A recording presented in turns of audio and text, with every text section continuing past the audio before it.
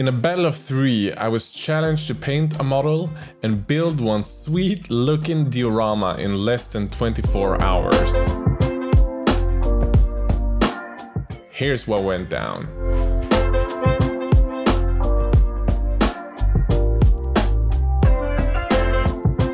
Hey everyone, you're watching Emil, I'm Squidmar Miniatures. So it turns out that this week, me and two of my friends, Neil from Real Terrain Hobbies and also Jeremy from Black Magic Craft, had talked to the same sponsor about painting some of their miniatures for a video. So we thought that why not make a challenge from it? We all got to pick one miniature and build a diorama, paint the miniature in less than 24 hours. Wait, like 24 hours is in no sleeping 24 hours? Like, come on, Emil, like, seriously, why would you even... So we all thought that it would be an amazing idea. Everyone was so excited and thought it would be so much fun. I made myself ready, prepared all the things that I might need. But before I show you how it went down, let me talk about this week's sponsor, Archvillain Games. This week's sponsor, Archvillain Games, is an indie 3D printable miniature Patreon run by gamers for gamers. Every month delivering over 20 models in a 32mm scale and a companion 5th edition Dungeons & Dragons module, Archvillain makes some of the more realistic and highly detailed miniatures out there, and every month they keep delivering new smash hits. Just take a look at their Patreon history and you'll see what I mean. This month you have Frostburn horrors filled with Norse-looking giants, bears and other encounters. My favorite from this month, and also the figure that I decided to make this whole video around, is Valkyr. Such a sweet looking model. Fits perfectly both for fantasy settings and for sci-fi settings if you want to. I put the link in the video description to check out more from Archvillain Games. So Neil, 24 hours it is. Let me go grab some stuff.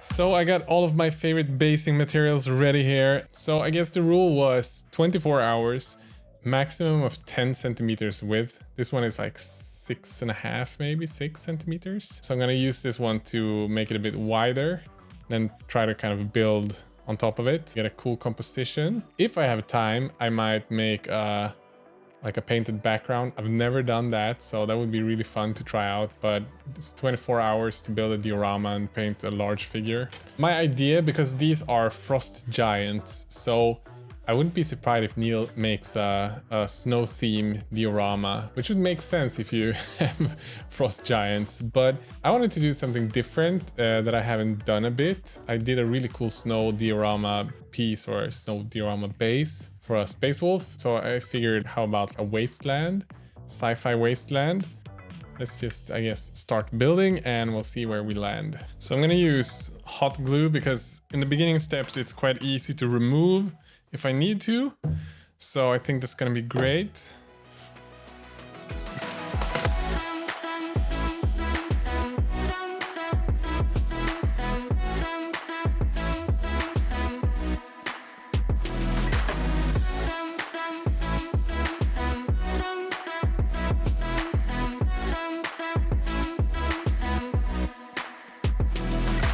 I always like to just first place my bits and my model on the base to kind of figure out the general composition of the piece. Once I'm happy with the composition, I use the hot glue gun to place out all of the different bits. So I'm gonna use some of the modeling compound from Geek Gaming. I don't know what Luke did to make this. It dries in like 20 minutes, and most modeling compounds, they take like overnight to dry. So this is really cool. I'm gonna use that to create sort of the foundation, sort of like the ground texture. And I'm gonna add sand and stuff. But this is gonna be so helpful because right now it's kind of soft. I don't know if you can see it, but the cork is very soft. So when I add this, it's gonna become a bit harder. So let's do that and then we'll keep building this stuff.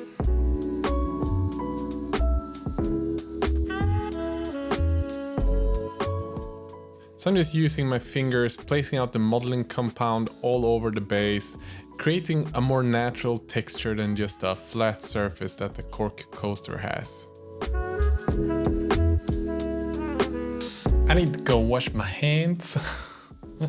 Okay, so while this dries, I'm gonna give myself 20-30 minutes, prep the model, maybe prime it, and then I'll go back and check on this, see if I need to smoothen out any surfaces or if it's fine. But yeah, I'm really excited so far. It's looking quite cool. It's gonna be a sweet mini Dio.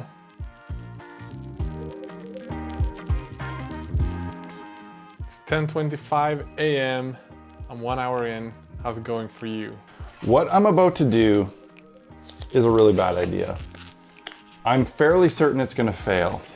There's so many things that could go wrong here that almost surely one of them will go wrong. Wish me luck. Okay, so we're at the 5-hour mark now, and here's where we are at. Let's get that guy in focus. So not too bad. So far, so good. 5-hour mark. I'm still got lots of energy. Doing pretty well. So I was outside, I was priming the miniature. All of a sudden, the blue tack fell off. I'm kind of screwed because the miniature takes 9 hours to print. So I'm just gonna have to glue it back together. And there is one piece missing that I couldn't find. It's a bit of the cheekbone here, but it's gonna have to suffice. I mean, it is what it is. I just gotta work with what I have.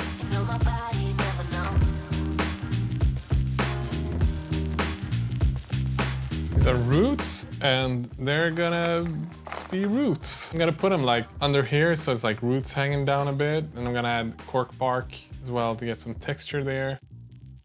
I'm gluing these dried out root bits to the bottom parts of the base. All these tiny little details is what makes small dioramas like this come to life. I'm also using some super glue and adding a bit of coconut fiber, again to give some texture and make it look more like a dirt and maybe forest floor from underneath, and then on top we will have it more sandy.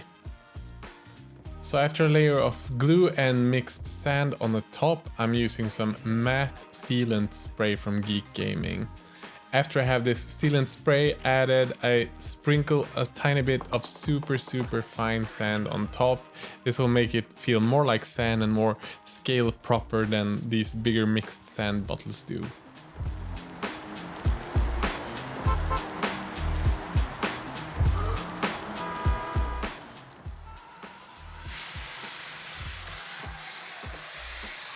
Two and a half hours in, so I need to eat something, and then it's just back to painting, I think, because this one has quite a bit left to dry until I can start painting it and stuff like that. So I start painting Valkyrie by adding my favorite metal color, Vallejo Liquid Gold. And this bottle of paint really lives up to its name. I add all of the gold on the miniature so I can easily shape the metallic paints with an airbrush later, shading it from underneath. I make sure that I have it on all of the parts where it's gonna be gold so I can add in the paint layers of the normal paints later, without affecting them using the airbrush.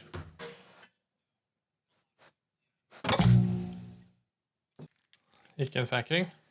Gotta see if I can get this working.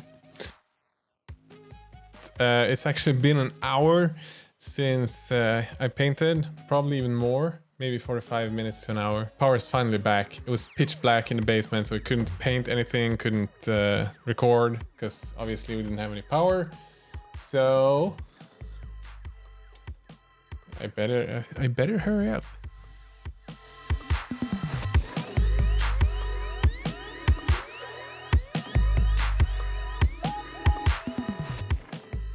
I start by doing a general undershading of the whole piece using Diorama Fire Orange.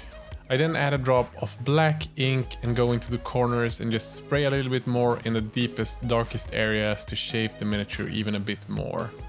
This is my go-to super fast way of painting metallic gold and making it look amazing with little to no effort.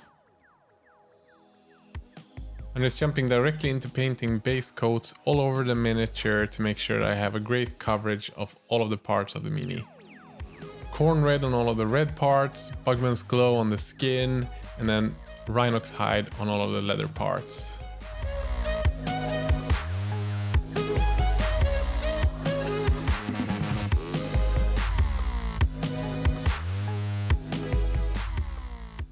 So I think it's 1800 now, and I started at 9:20 something. I'm 9 hours in, I think. Yeah. 9 hours in. So I feel like the biggest issue, the biggest detractor so far was the power outage. So that set me back in tempo and in excitement. Yeah, I need to start highlighting. So I'm gonna start doing that, highlighting all the leather, all the skin. I'm making two different types of leather. One a little bit more on the yellow side where I'm highlighting with Avalon Sunset and adding some white. And the other one is a little bit more red using Mournfang Brown and Deathclaw Brown and white. For the skin, I'm using my classic Caucasian recipe, Bugmans Glow, Kislev Flesh, Cadian Flesh Tone, and Pale Flesh. The red is highlighted with Vallejo Red and a little bit of white. So it's 9 o'clock and I guess I'm officially halfway there. I'm actually starting to get quite tired, but at the same time I'm also kind of excited because it finally feels like the figure is starting to look kind of the way that I want it. I guess I'm gonna start painting the base a bit because I'm a bit tired of painting the figure. I think I'm gonna try and do like the background thing that I talked about before. I've never ever done a background, so that's gonna be fun. And after 10 hours of straight painting and building, my lovely wife dropped by with an evening snack. Isn't this the best thing ever? Hi.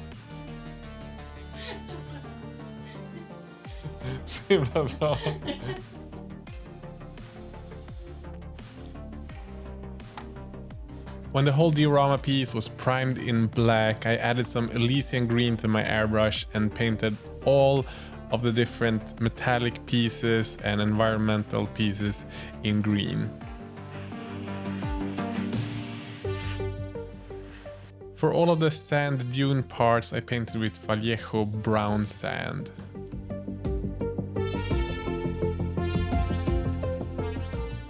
And here comes the magic part that just ties everything together. I'm using Streaking Grime, which is an enamel paint. When I spray the first layer, I can go back with some white spirits on a Q-tip and just clean everything up, and that leaves this streaky grime only in most inner parts, the cracks and the crevices, and it just ties everything together, making it feel like a naturally dirty place.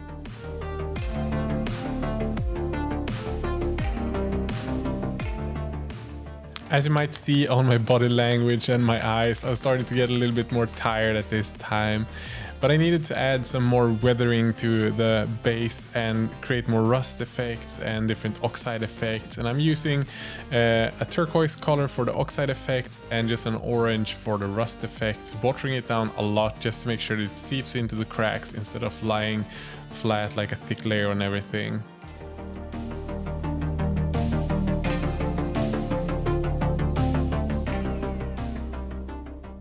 So it's on to another one of my favorite steps of building this type of diorama, and that is adding Vallejo weathering pigments. For the whole base, I'm using rust or oxide as the main color, and I slap that all over the base and add it to all of the different painted parts as well to give it more of a natural feel that it's part of the environment, and it creates these dust particles on the metallic parts as well.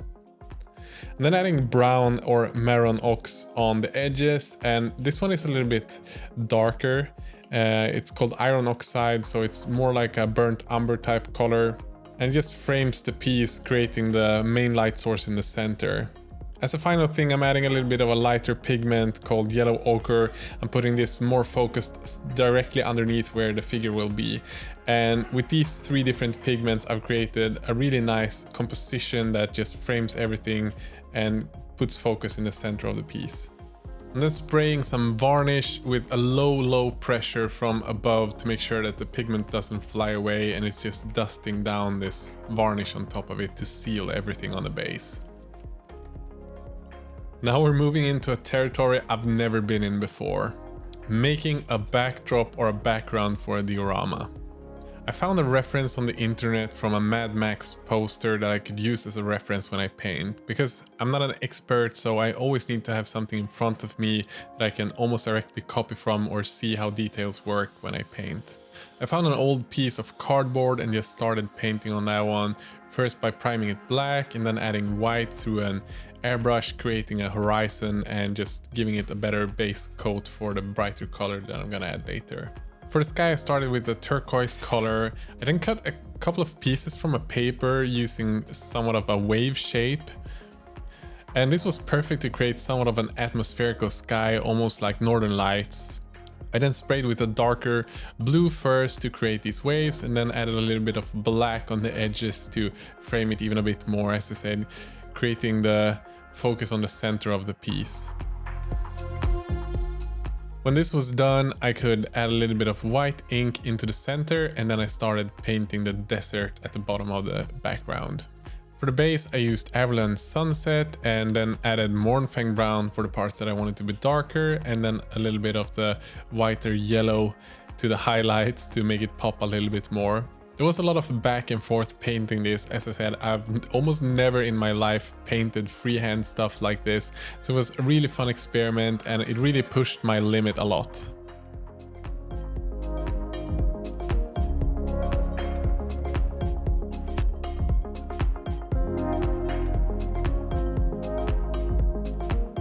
And this took a lot longer time than you might expect. I think I spent maybe 2 hours on this small piece, but I tried something new and I'm super proud of it, and I can't wait to do it again because I really felt like I learned a lot of new things just painting this on almost a piece of paper instead of a three-dimensional figure. So yeah, I'm quite happy with this actually. I think it looks pretty sweet. First time ever to do something like this. I'm happy. So it's 1:37. I'm feeling quite done with this. How are things going for you, Jeremy? Yeah, I'm definitely still working on it really hard, trying to rush to get it done, and I certainly didn't intentionally do it in even less time so that I could paint a unit for my Warhammer army. That would be ridiculous. So I've got like 7.5 hours left until I've done the full 24 hours. I think I'm quite happy with the diorama. I'm happy with this. Now it's just about like finishing this lady and making her fit with the scene proper. So I'm gonna glue her to the base probably, and then finish painting her. I guess that's what's left to do.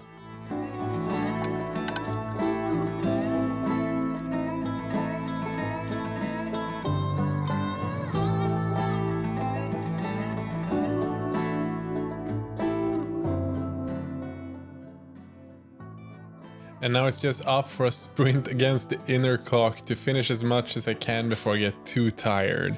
Adding highlights to pieces that I haven't painted or stuff that needed a little bit more clarification for the composition.